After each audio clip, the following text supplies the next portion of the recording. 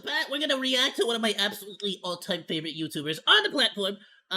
Jack Frags, he's freaking phenomenal. I freaking love all of his stuff, especially when it comes to anything Battlefield related is freaking dope. Basically, I watched Jack Frags to become a good Battlefield sniper. If it wasn't for Jack Frags, I would never be able to hit like the broadside of a barn, you feel me? I would be so screwed. But apparently, we got some gameplay of the new Battlefield, which I am not, I'm gonna be honest with you, I'm not really excited for. More so, I'm prepared for it. As you know, like as a Battlefield fan, I think it's safer to say that I got my fingers crossed and I'm hoping I get a good Battlefield experience. Like, I'm not really excited for the game. I'm more so like hoping that it's a good. I saw Battlefield 2042, and it's still like it's a lot better than it was at launch. Still not great. Like, it's still I'm not gonna sit here and like lie to you and tell you that it's fixed and phenomenal now. It's not. It's really not. But it's better. It's better than it was at launch. I just played, and for those wondering, I did play it recently. I played it literally like 4 days ago with Chaos and Burrito. And we smacked. We won a couple of games. I was sniping like crazy. I was freaking hitting people with my pistol from across the map. It was awesome. What you're looking at here might be the first glimpse of what guns are going to look like, animations and gameplay mechanics in the new Battlefield game. A couple days ago, EA announced the new game. It's going to be modern in a huge interview with Vince Ampella from Respawn. However, yesterday, EA had something called an Investors Day. And this was a 3-hour presentation. First thing I have to say, I hope they leave the specialists out of the game. Nobody wants specialists. Nobody. Call of Duty tried it and it sucked. It sucked donkey dong. Like, it was bad. Nobody wants your donkey that. Nobody. Stop it. It's stupid. Alright, sorry, go ahead. And in that presentation, the new Battlefield game was mentioned several times. They showed 2 new pieces of concept art, this footage here, which we'll get into in a second, and there was a load more details about the game and when we're going to potentially be able to play it. And this was really surprising. I did not expect it to be so soon. The context of the video you're seeing here is that hypothetically, a user has generated a level using a new EA tool, and they're running around on it playing a 1v1 deathmatch against a friend. To demonstrate, they showed this, and I think this is running on the Frostbite engine, and these are okay, okay, alright, well, so classic EA, we know we suck at designing maps, so we're gonna give you the tools to design the maps instead, because obviously we suck at it. And animations from the new Battlefield. EA don't have any other modern military FPS games. These aren't models that are in BF 2042 as far as I know. So why would they bother building this all from scratch when they can just take it from the new game that they're building? And if you look at the weapons themselves, we've got an M4, some delineation there, maybe an M4A1, and what looks like an 870 shotgun.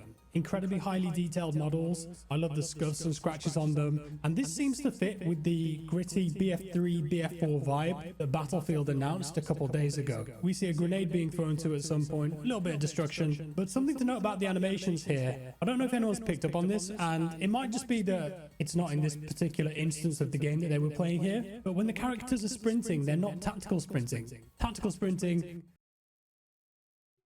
He's not wrong, actually. He's very much not wrong.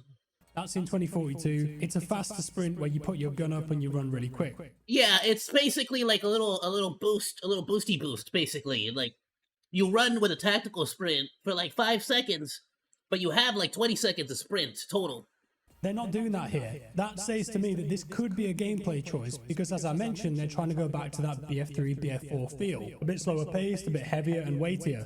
It makes me think about Portal 2. Are they going to integrate this kind of technology into Portal where if you want to, there's an option that you can just describe something and it will take its best shot at building it and then you can add to it, tweak it, whatever. So that's the first new thing that we saw. The second thing, 2 pieces of content.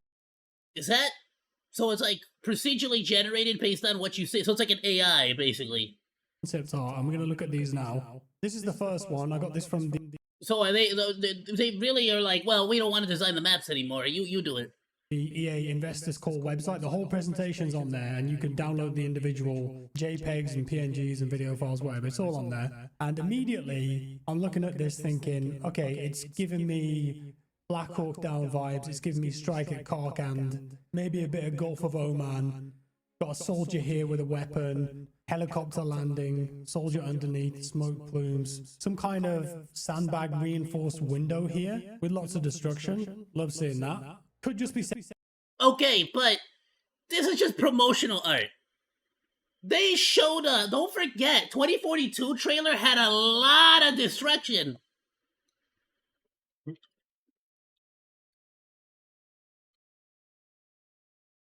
Like I can't take any of this at face value. Nothing on that image I can take at face value anymore. Not with EA. Not with Battlefield.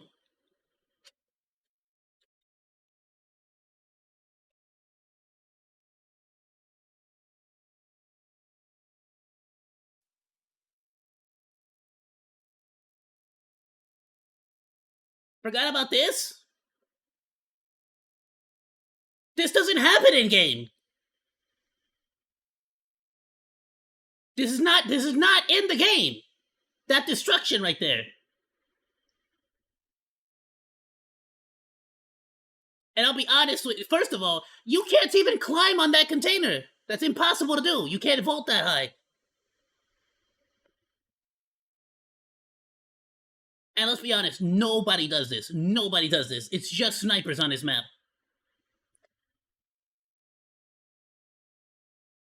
You would think if this was the vibe they were going for, they would have freaking like removed all the up high cranes and stuff, but no, nobody ever plays down here. Everyone, and literally 50 people are on top of these cranes sniping.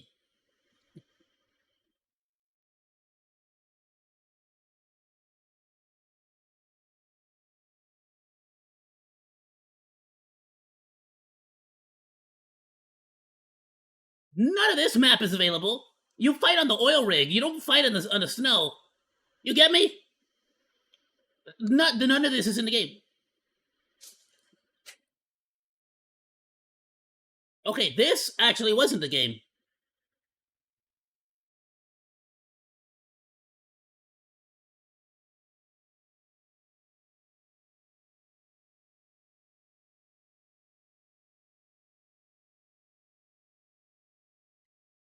This is not doable right here.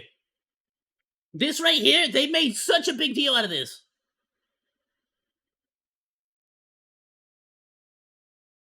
This right here. Bro gets on the freaking thing. This is not doable. It just bumps it. It just bumps it. In game, it just bumps it and nothing happens. The helicopter doesn't go down. They just sort of like they don't really collide. The physics doesn't really work like that.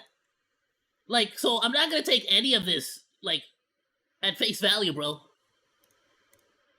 Set dressing, but maybe there's some kind of build back mechanic in the game. You know how we had fortifications in BF5? If something's destroyed, perhaps you can add a bit of cover to it, like sandbags. The helicopter here, I think it's a UH-60. It kind of looks weird though. I don't know, are these like landing supports or something? They might have some copyright issues and they can't make it look exactly the same, but from the front it kind of looks like a UH-60, just a bit weird. But as Vince was talking about when he did that interview with IGN, this looks like a dense urban environment, which he mentioned several times, and I think a lot of people want this kind of Battlefield game back with this type of map design. So this is definitely leaning in the right direction in my opinion. Only if there's plenty of destruction though. You gotta understand, there's a huge difference between having a very compact urban environment where you're basically only allowed to run down hallways, and an urban environment like this where you can knock down walls, knock down entire buildings, and effectively the map is shaped by the actions of the players as the match goes on. So suddenly, it's no longer a 3-lane map, it's a 4-lane map, it's a 5-lane map. Oh, now there's no lanes. Now it's just freaking wide open in the center because they've just blown up everything there. You get me? That's what Battlefield defined for me back in the day. This was the Battlefield 3 was amazing. Battlefield 4 had a little bit less of that, but amazing still. Tanks, we got some jets here. So jets confirmed perhaps for the next game. Some more tanks in the field here going across the open land. Big urban environment over here, and what looks like missiles being fired into the sky. I'm not sure what this was. It kind of looks like MLRS, you know, the thing that the missiles come out of, but it's at a weird angle, so maybe it's just a bit of wreckage or the remainder of a house or truck or something. I'm not sure, but it could be our I don't know, bro. I'm getting a lot of we paid an artist to give us the vibe of the game, but we didn't actually take any in-game pictures. Artillery, but based on what they were saying about the multiplayer maps being smaller and more dense, Or I are would these assume supposed that to be this is from in-game campaign? Because pictures? this area here, this massive open plain, that's not good for a battlefield map, is it? That's terrible. Do you recall BF3 as well? It had a level. I did like levels though that were entirely intended to be used with tanks and vehicles and play like it's a big plain, a big open farmland. I think that's the map he's gonna talk about. I gotta disagree. If he's saying it's bad, I disagree. I think there should be a map that forces you to start using vehicles. Called At least one. Thunder Run, where you played as Captain Miller, and you had the dinosaur, and you control the M1 Abrams, and you go across the desert, and you attack a couple of positions. Eventually, you end up in a town. It might be. I remember that. I remember that level. That's campaign. It was dope. I liked it. This But- is a. But it was annoying. You basically had to like use hills, like sand hills, for cover. It was a bit annoying. But also, I feel probably realistic. If I'm being honest. Level that has a similar kind of vibe to that, where you're a tank commander. So I'm not sure if this is multiplayer. Don't think it is, but tanks look cool. Missiles streaking into the sky. There's a big explosion here too. Perhaps there'll be some kind of call-ins in the multiplayer. You know how we had the V1s in BF5 that you could call in and make some giant explosions, artillery, that kind of thing. Perhaps that's back. Huge plumes of smoke here too. Good cover, explosions, who knows. The next news, I think, is arguably the most important thing because I think that it signals a change in philosophy for the Battlefield franchise, a change in management, a change in how they're going forward with things, especially starting with this game. Yes, it's just words. Yes, these are for investors. Don't pre-order. Yeah, calm down, Jack. Relax. We were saying the same thing with Battlefield 1, then Battlefield 5, then Battlefield 2042. Like, calm down. Let's relax. We've been bitten the butt before. They've done this to us how many times now? All that stuff. But this next bit is important because it's regarding when you're going to be able to play the game. Test it, feedback, community involvement, and it sounds like it's going to be pretty soon. Here's what Byron Beatty... Good. If they actually listen, like Kuro Games, I will allow a little bit of hype into my He system. said, that's the guy on the screen now. And he is the group general manager for Battlefield. Our teams live via a culture of rapid iteration to find great gameplay. That's Vince's hallmark. Rapid iteration sounds like you're forcing them to crunch. You better chill with that. I don't like that. I don't like this nonsense language. Why you talking nonsense? Speak English. Layman's terms. What are you trying to hide? The moment you start using stupid fancy words, I'm instantly like cautious now. What does that mean? He is the group general manager for Battlefield. Our teams live via a culture of rapid iteration. A culture of rapid iteration sounds like you yell at your employees to hurry up and patch something, and you better make them crunch. Yeah, I don't like that. I don't like the sound of that. That sounds bad. That sounds really bad. That's Vince's hallmark. Prototyping, play testing, getting feedback, and repeating that loop over and over and over again. It's one of our most fundamental philosophies, and it's being incorporated through every area of Battlefield. We're obsessed with finding the fun. Now, I would love to show you what... You're obsessed with finding the fun. Bro, I'm gonna be honest with you. Just boot up Battlefield 3 and 4. You'll find it right away. I don't gotta search very hard for that one. we've been working on with Battlefield. We have a philosophy on Battlefield to put our community first. But what you can be sure of is we're building a connected universe. Ho. What do you mean, but? And. You should say and. What do you mean, but? Show you what we've been working on with Battlefield. We have You see what I'm saying? I'm suspicious. philosophy on Battlefield. I am super suspicious. Ooh, do I have double audio? My bad, everyone. Put our community first. But what you can be sure of is we're building a connected universe set in the modern day for players filled with Battlefield experiences, all of them built with... I don't like this. We care about our community, but we're building a story for the modern age. So basically, we do care about our community, but we're building this game for the modern audience. I don't like this. I don't like this. with our unique DNA. I also want to share with you that internally, we've been playing the game nearly daily for well over a year. In support of this playtesting, we've also prioritized what we call our Keep Green initiative. This means we're focused on software stability so that the game is always playable, always available for playtesting. That means for us, more iteration cycles. In addition to this internal testing cycles, we're already testing with players, and we plan to introduce a new large-scale community-driven testing program early next year. Now that's going to give us significantly more feedback on gameplay, performance, and fun factor. So a couple things to unpack there. I like that. Okay. It sounds good. The biggest, obviously, early next year, January, February, that's what early next year is to me. They're going to be running large-scale, community-driven testing. This is really interesting to me because it sounds kind of like the CTE, which we had for BF4. And there's no doubt that the CTE, the community test environment, helped turn that game around. I seem to recall they did it a little bit with Hardline as well, maybe some BF1 too. However, they've not done anything like it since, and nothing. It's just wild to me that we have to sit here and reinvent the wheel with every new game, bro. We finally figured it out. We listened to the players that play the game, and they told us what they wanted. We couldn't figure that out for years. It's taken us, how many games at this point? We got Battlefield 1, 2, 3, 4, Mercenaries 2. You got 1, you got 5, you got 24. Okay, it only took them 10 games. It only took them 10 games to figure it out. But if you listen to the community of people that play your games, they will tell you what they want in the games. Freaking amazing how long it took to figure that one out, huh?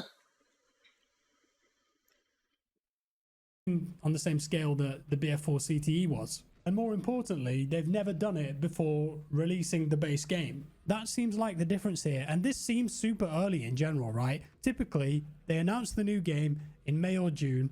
There's a beta in September, and then it releases at the end of October or November. That's how most of the Battlefield releases have worked from my memory. So it's a pretty quick turnaround from reveal to release, just a few months. And most of the time, betas, let's be honest, they're just demos. Yeah, they get data from them, but nothing significant really ever changes, right, from beta to release if it's just a month or two. So this community testing going out there early next year, and there's not even a release date for the game yet, that says to me that they're pretty confident about the product that eventually they'll put on the shelves and sell. But it also shows that they're willing to be more transparent, take on some critical feedback, and make sure that by the time this game releases, if it is October, November next year, hopefully this community testing program has been running for several months. They've ironed out most of the bugs, fixed any game-breaking issues, sorted out any glaring balance concerns with the game. And in theory, because of that, the game will be good to go on launch. And hopefully it makes a strong first impression. I think they know now that they can't mess this up. This is one of the last chances that Battlefield is going to have. So I'm impressed that